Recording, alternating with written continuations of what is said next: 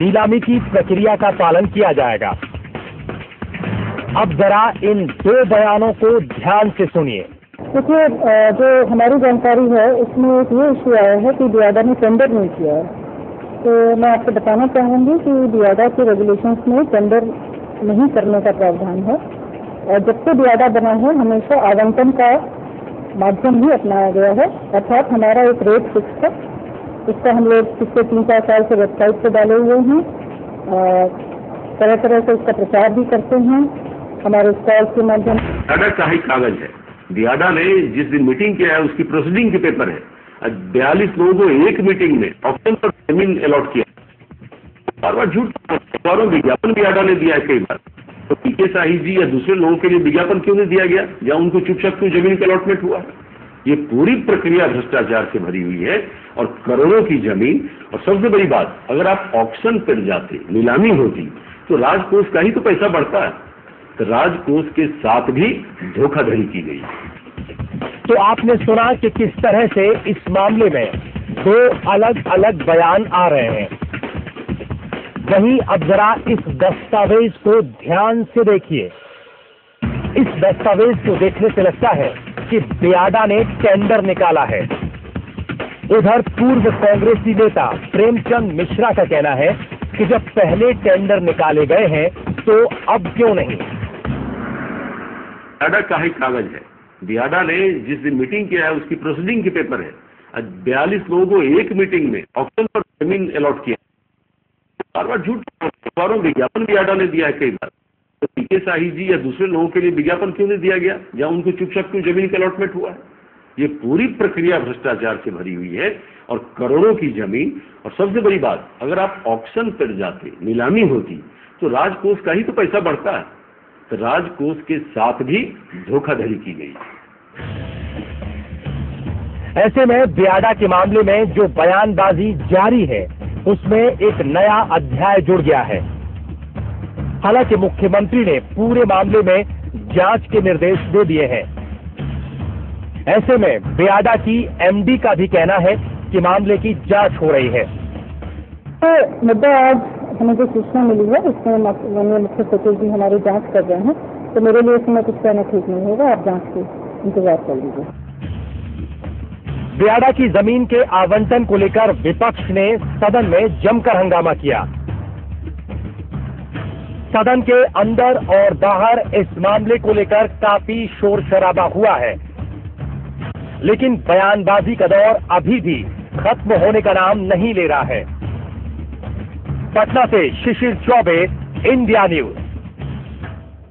जी अनिल जी, क्या कहना आपका? क्या लगता है आपको जिस तरह से जो कुछ दस्तावेज हमने दिखाए और जिस तरह से अब पूर्व कांग्रेसी नेता आरोप लगा रहे हैं कि पहले टेंडर निकले तो अब क्यों नहीं, क्या कहेंगे आप?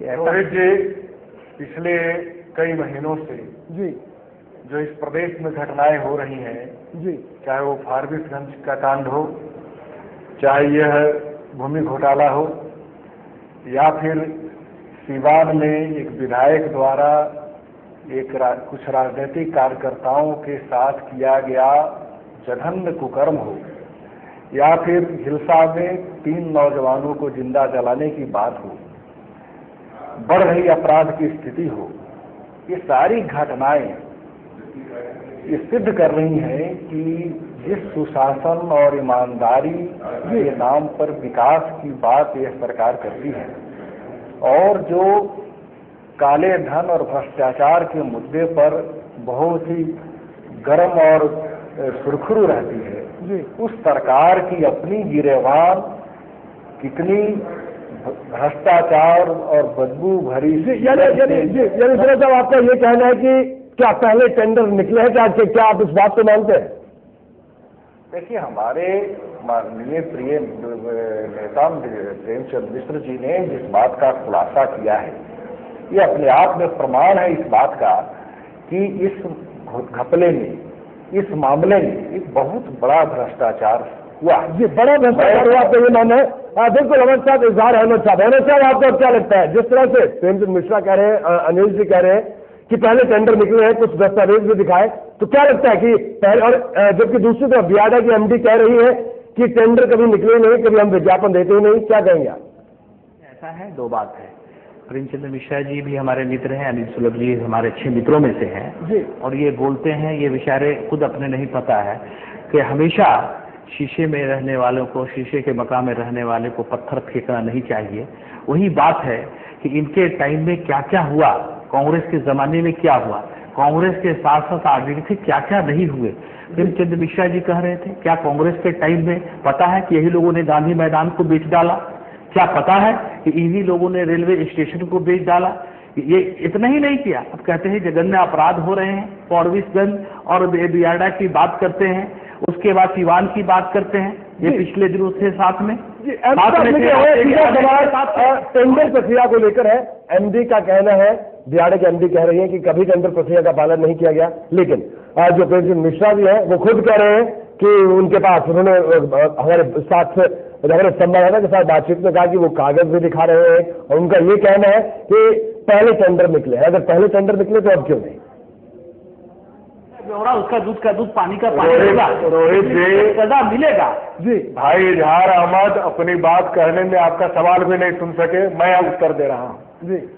ये अपनी बातों में दूसरी बातें डाल करके इस तथ्य को छुपाने की कोशिश कर रहे हैं जी। मैं इजहार साहब की इस बात से सहमत हूँ कि कोई मुख्यमंत्री का बेटा हो या किसी पदाधिकारी का बेटा हो या रिश्तेदार हो, केवल इस आधार पर उसे कोई अवसर नहीं मिलेगा, कोई भूमि आवंटित नहीं होगी, कोई दुकान मकान नहीं आवंटित होगा, यह ऐसा कोई कानून भी नहीं है और ये नैसर्गिक न्याय के विरुद्ध भी है। मैं मानता हूँ जो भी योग्य है उसको मिलना चाहिए, लेकिन जो इस तरह के आवंटन में पद और अधिकार का दुरुपयोग किया जाता है वहाँ बात गलत होती है।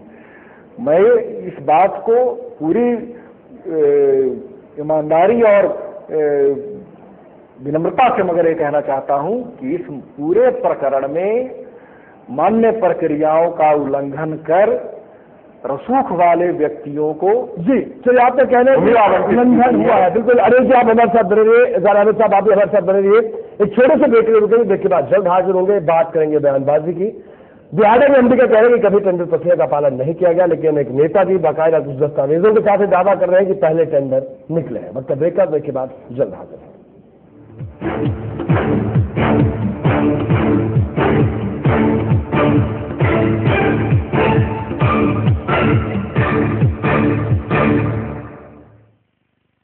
और आज की ब्रेकिंग न्यूज, घर घर में एक ही कहानी, सबकी आंखों में पानी, आखिर ये आंसू क्यों? सब्जियों के भाव सुन के या शेयर बाजार की हालत देख के? साथ आ रही है, देश में भ्रष्टाचार बढ़ रहा है या काम वाली छुट्टी पर गई है? नहीं, खुशखबरी, खास राजस्थानी सरसों से बना नया इमामी हेल्दी एंड टेस्टी कच्ची घनी सरसों से अनोखी फर्स्ट प्रेस टेक्नोलॉजी से निचोड़ा ताकि सरसों की असली झांस, स्वाद और सुगंध पूरी तरह निकल आए। ऐसी झांस की आंखों में पानी आ जाए।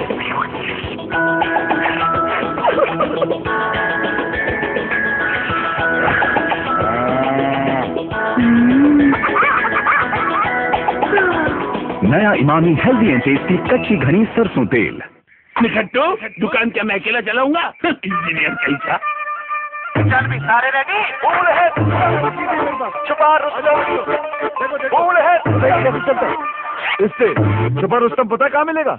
वो खड़ूस चाचा की दुकान है छुपा रुस्तम, एवरेडी बैटरी छुपा रुस्तम।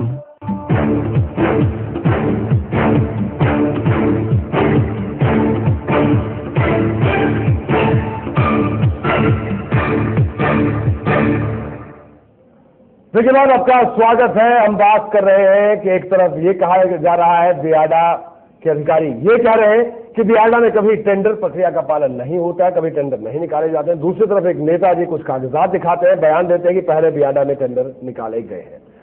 इस बार हमें साहब इस चर्चा के आखिरी दौर में है, क्या कहेंगे आप सीधे तौर पर? बियाडा में क्या कुछ हुआ, गड़बड़ियों का आरोप विपक्ष लगा रहा है, हमारा ये कह रहे हैं जांच होगी तो दूध का दूध पानी का पानी होगा, लेकिन इस बयान पर आप क्या कहेंगे कि बियाडा में कभी भी टेंडर नहीं निकालेंगे? क्या आप भी इस बात से सहमत हैं, या जो दस्तावेज दिखा रहे हैं एक नेताजी, क्या उन दस्तावेजों से आप सहमत हैं? क्या कहना है आपका? एक दो आदमी को नहीं दिया, 1768 लोगों को दिया है। इसके लिए क्यों वाहक उभरी? अगर कोई आदमी उद्योग लगाता है, माननीय मंत्री महोदया है परवीन अमानुल्लाह, उनकी लड़की है, वो उनका प्रोसेसिंग हम इस बात की बात हम सीधी बात करें कि क्या बियाडा में टेंडर प्रक्रिया का कभी पालन होता था या नहीं? रहते हैं वो लोग विरोध करते हैं। इसी तरह से पीके शाही की माननीय मंत्री महोदय की लड़की है, वो यहाँ बिजनेस मैनेजमेंट का खोलना चाहती है। तो सवाल ये है कि क्या यहाँ लगाना कोई दुश्मनी है? क्या वहाँ एमएलए एमपी का लड़का लड़की होना गुनाह है क्या मिनिस्टर का बेटा बेटी होना गुनाह है क्या? बिहार के लोग, अगर बिहार में उनको मतलब जगह मिलता है तो क्या वहाँ लगाना नहीं चाहेंगे? उनको लगाना चाहिए, बिल्कुल हक बनता है। इन लोगों को क्या हक है? जो खुद घोटाला की सरकार है, यहाँ से केंद्र तक कोई मुंह छुपाने के लिए देश दुनिया में नहीं है। काला धन पूरा विदेश रखा हुआ है। प्रधानमंत्री माननीय मनमोहन सिंह जी उसको वापस नहीं ला रहे। क्या हक है? कौन भाई हमारे इजहार नहीं बनता है, जानकारी नहीं है काले धन और वहाँ पर सवाल ये है कि इतनी दुश्वारी है और ये लोग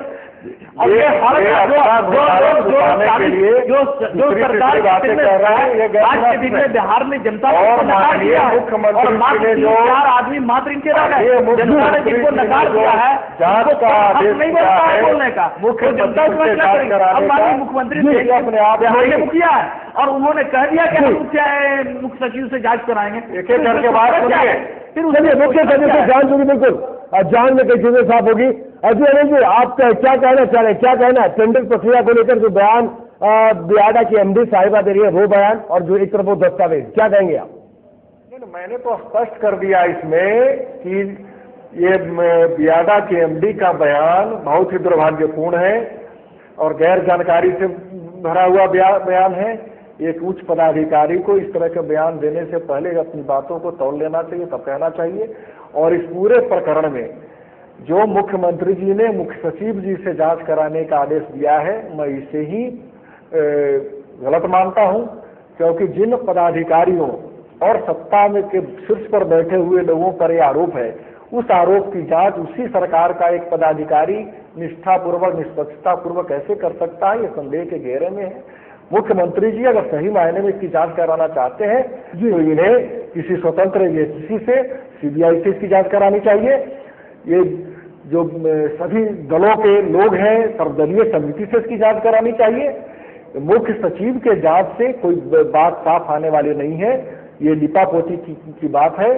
और क्योंकि माननीय मुख्यमंत्री जी इस बात से अवगत है कि इस पूरे प्रकरण में जबरदस्त भ्रष्टाचार का आश्रय लिया गया है। आपका कहने के बाद में कुछ काला है, बिल्कुल। अनिल साहब, आखिर में संक्षेप में क्या कहना चाहेंगे आप? देखिए, एक चीज है कि एक कहते हैं ना कि जुल्फे संवारने से बनेगी कैसे बात। चलिए किसी गरीब का किस्मत संवारिए, लेकिन इनको ये भी नहीं पता है कि जब बिहार में बिहार के लोग लगाना चाहते हैं तो क्यों पेट में मोड़ पड़ रहा है। क्या चाहते हैं बेरोजगारी यहाँ बढ़े?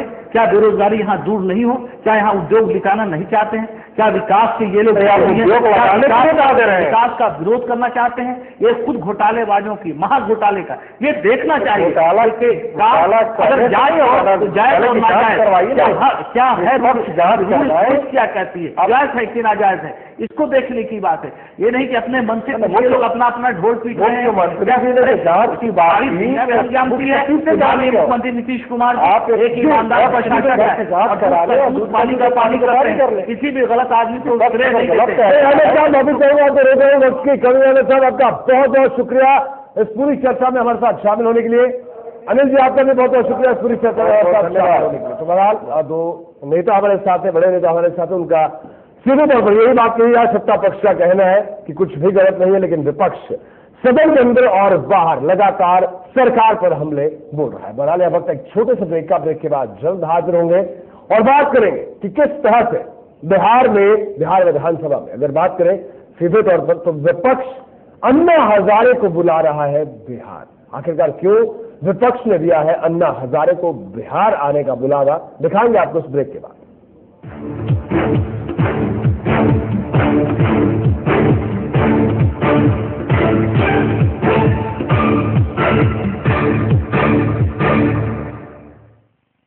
अब रिवाइटल बन गया भारत का नंबर 1, पूरे भारत का भरोसेमंद रिवाइटल। इसीलिए मेरा भरोसा